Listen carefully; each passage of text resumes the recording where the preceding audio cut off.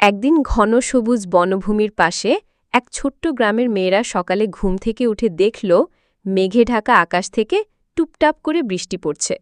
কিন্তু তারা হতাশ নয়, কারণ আজ ছিল বনজ উৎসব, যেদিনে সবাই মিলে বনের ভেতর থেকে ফল, মধু আর ভেষজ খাবার সংগ্রহ করে। ছোট্ট লতা, যার হাতে সব সময়ই থাকে একটা বড় পাতা, সেই ছিল দলের নেতা। সে তার পাতা ছাতা মাথায় নিয়ে বলল, চলো, বৃষ্টি আমাদের থামাতে পারবে না, আমরা আজও খাবার আনব, নেচে গেয়ে ফিরব।